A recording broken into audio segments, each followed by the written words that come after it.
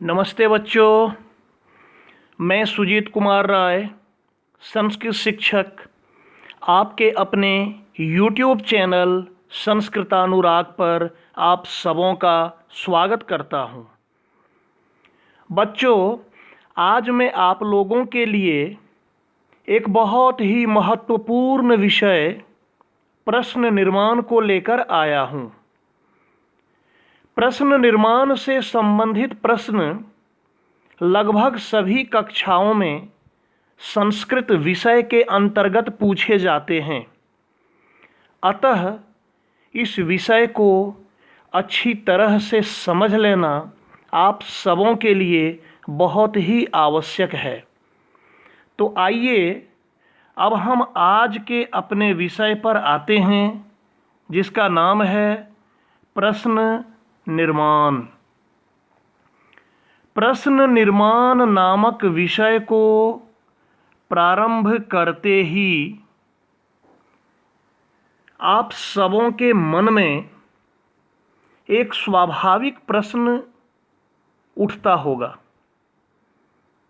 कि प्रश्न निर्माण कैसे करें। प्रश्न निर्माण करने के लिए किन किन बातों का ध्यान रखना आवश्यक है। तो देखिए, यहाँ मैं आपको कुछ ध्यान देने योग्य बातों को सबसे पहले बताना चाहूँगा।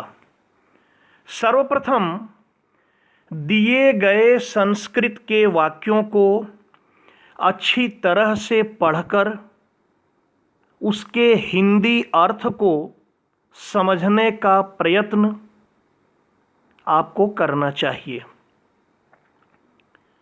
कहने का मतलब, जो वाक्य दिया हुआ रहेगा आप उसे पढ़ें।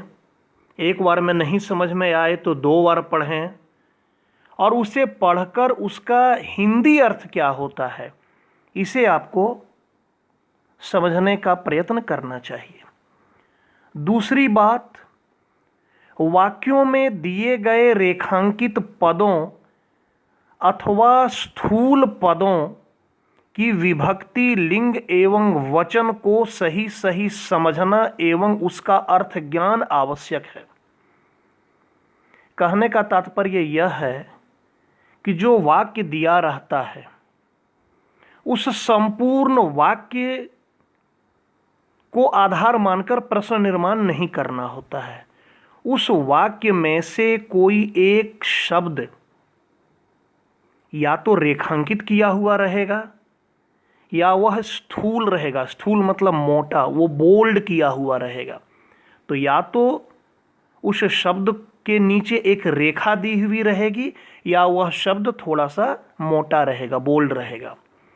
तो उस शब्द पर आपको ध्यान केंद्रित करना चाहिए कि वह जो रेखांकित शब्द अथवा वह जो बोल्ड शब्द है, उस शब्द की क्या विभक्ति है, उसका लिंग क्या है एवं वह शब्द किस वचन में प्रयुक्त है।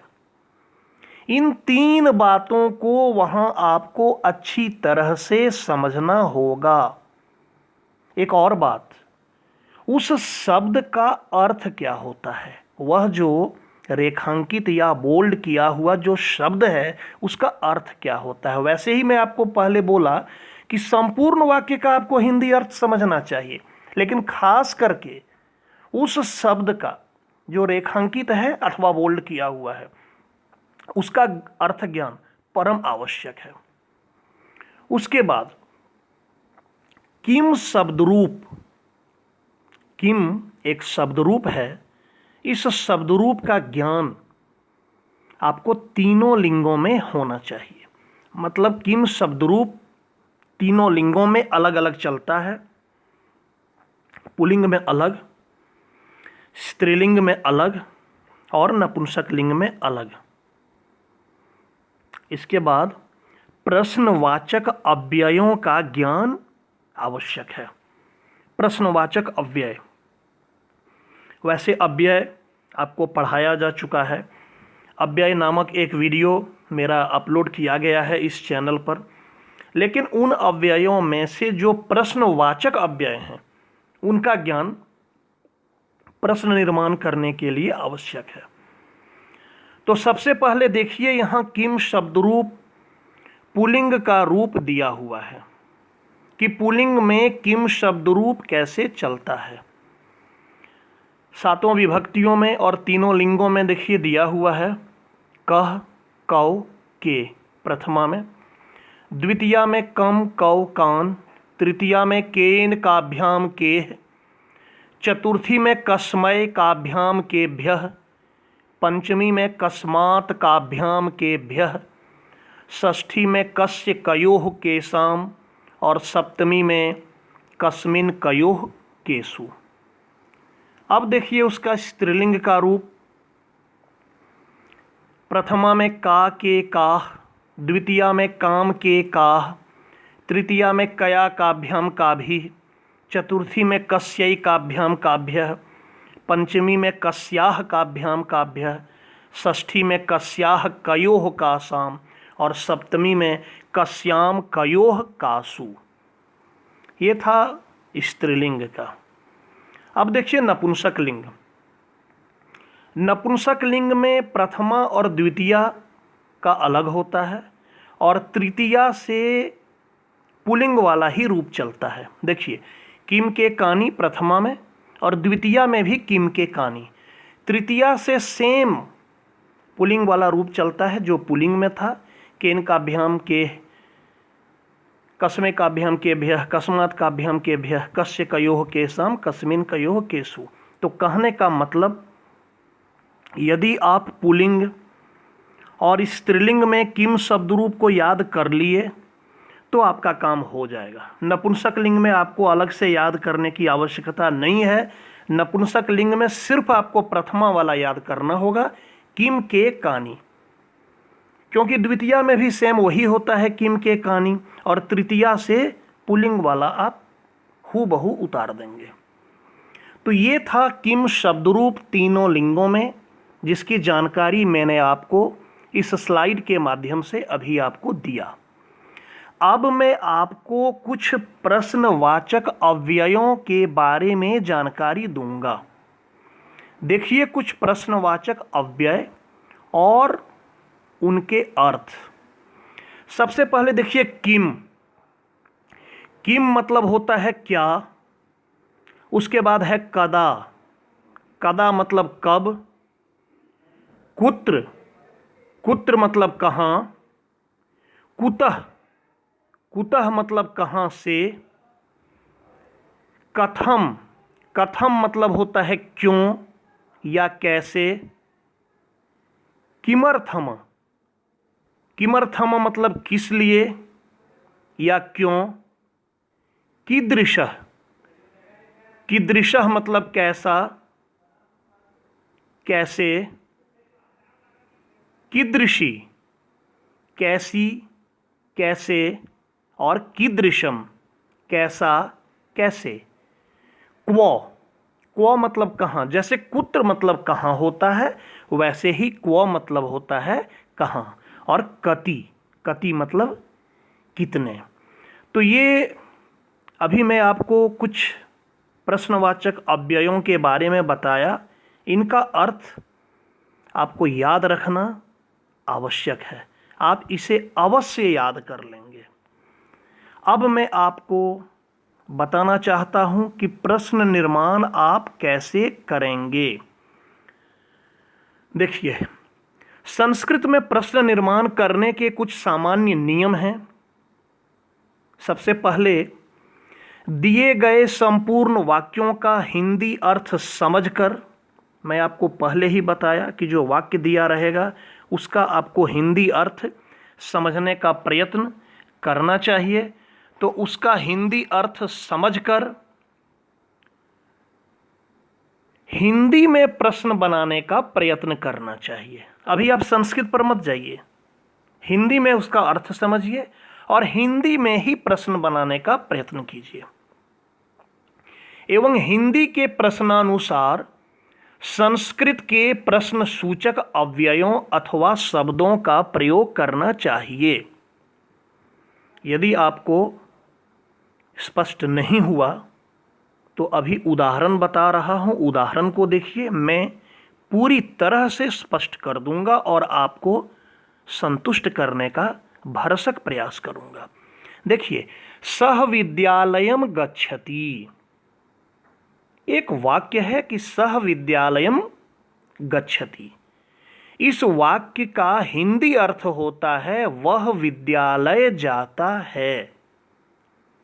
अब यदि हम इसका हिंदी में प्रश्न बनाते हैं, हिंदी में पहले मीनिंग समझ गए, सह विद्यालयम गच्छति का हो गया वह विद्यालय जाता है, और वैसे भी अंडरलाइन या बोल्ड वर्ड है विद्यालय, मतलब विद्यालय को केंद्रित करके आपको प्रश्न निर्माण करना है।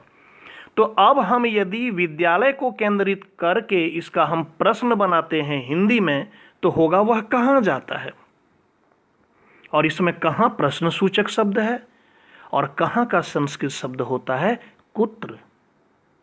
तो समझिए आपका वाक्य बन गया। देखिए, सह विद्यालयम गच्छति का अब प्रश्न वाक्य या प्रश्न निर्माण होगा सह कुत्र गच्छति। बन गया, बहुत आसान है, सह कुत्र गच्छति। और एक चीज इसमें क्या करना है, सह विद्यालयम गच्छति के बाद पूर्ण विराम दिया हुआ था, आपको क्या करना है, जब आप प्रश्न वाक्य बना लेंगे, प्रश्न निर्माण कर लेंगे, तो उसके बाद प्रश्न सूचक या प्रश्नवाचक चिन्ह आप लगा देंगे।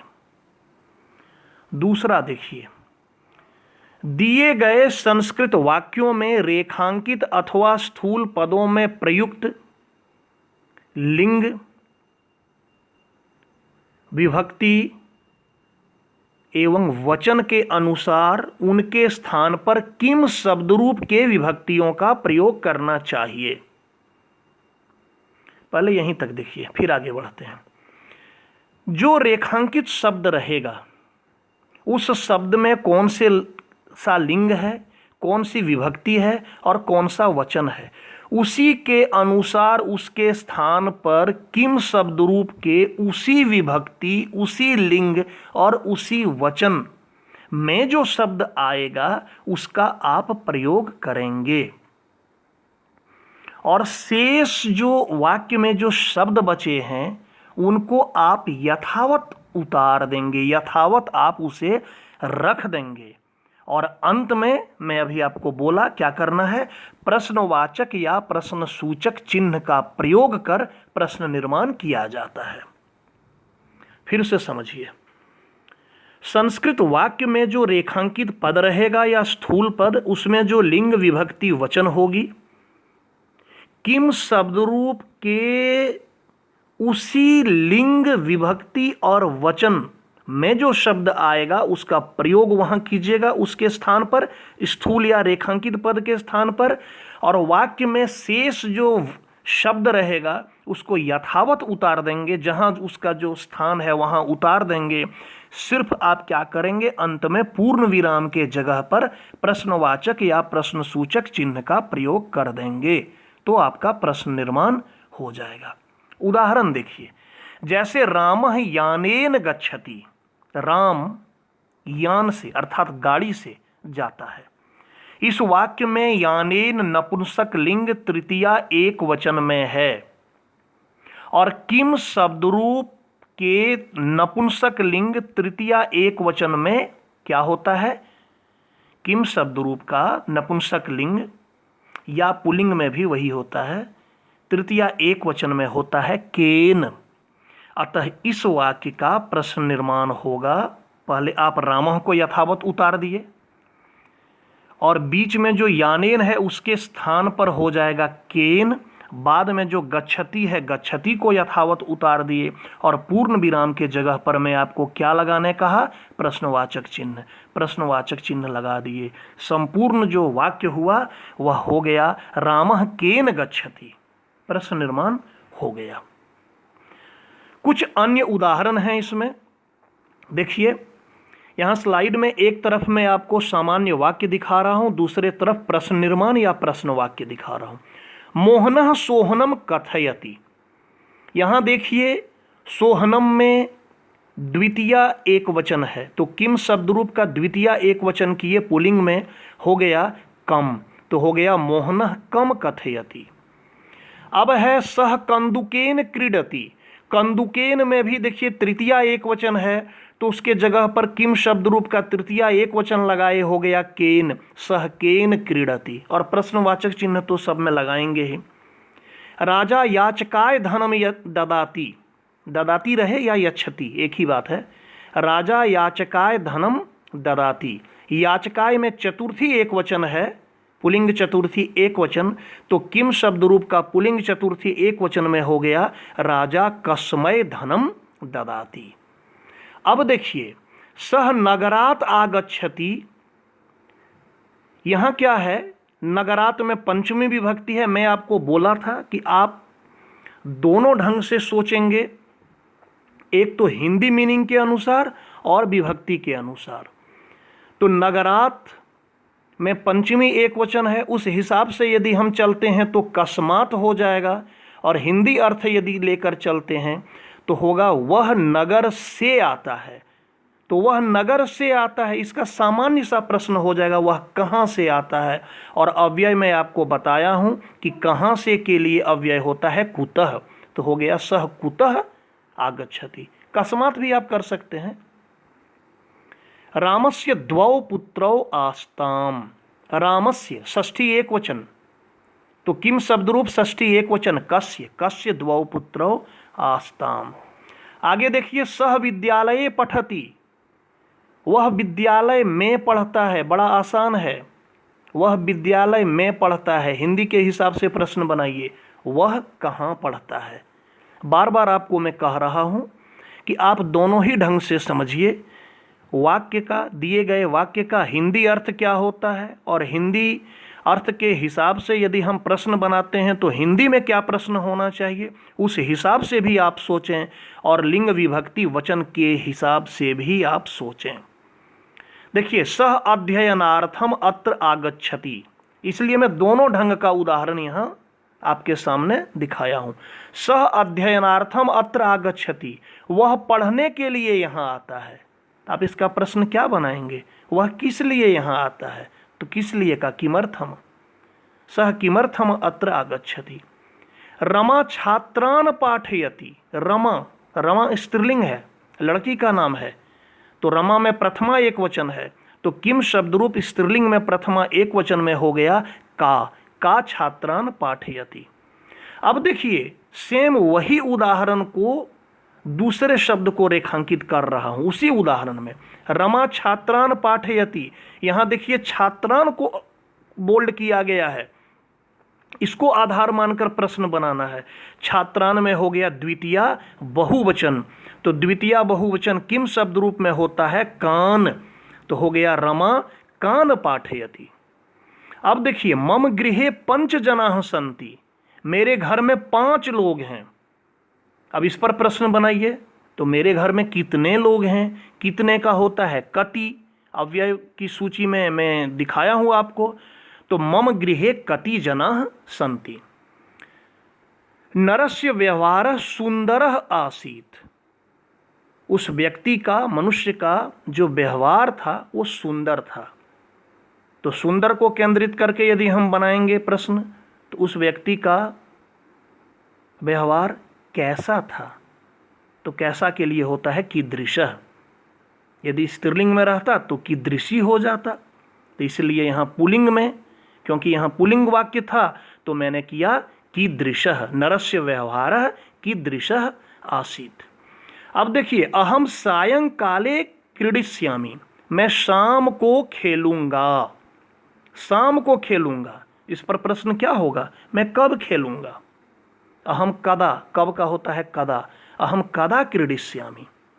और अंत में एक जो वाक्य दिया हूं, मातुः व्यवहारः स्नेहशीलः अस्ति, माँ का व्यवहार स्नेहशील है।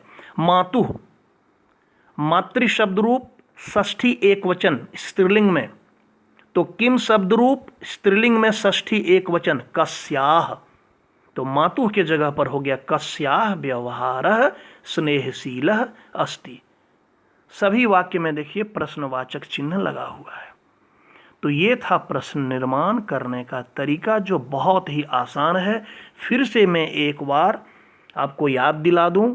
आप किम शब्द रूप को अच्छी तरह से याद कर लें और दिए गए वाक्य में रेखांकित अथवा स्थूल पदों में जो लिंग विभक्ति वचन होगा उसी के हिसाब से आपको किम शब्द रूप के लिंग विभक्ति एवं वचन का प्रयोग करना है।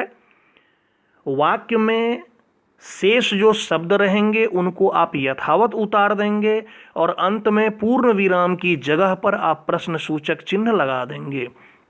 दूसरी सबसे जरूरी बात, वाक्य का हिंदी अर्थ आप समझने का प्रयत्न करेंगे और उस पर हिंदी में प्रश्न बनाएंगे और हिंदी में जो प्रश्न सूचक शब्द आपके दिमाग में आएगा उसके लिए संस्कृत शब्द क्या है वो मैं प्रश्न सूचक अव्यय में आपको बताया हूँ, उसका प्रयोग करेंगे। इस तरह से आपका प्रश्न निर्माण होगा और सही होगा और इसमें आप पूर्ण अंक प्राप्त करेंगे। यह बहुत ही महत्वपूर्ण प्रश्न है।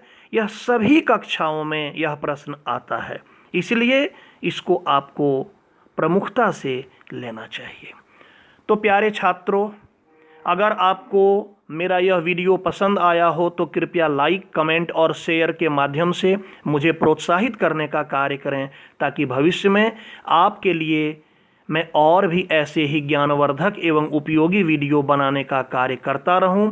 साथ ही मेरे इस चैनल संस्कृतानुराग को आप सब्सक्राइब अवश्य करें एवं नोटिफिकेशन को भी ऑन कर लें, ताकि भविष्य में मेरे द्वारा इस चैनल पर अपलोड किया गया प्रत्येक वीडियो सर्वप्रथम आपको प्राप्त हो। धन्यवाद।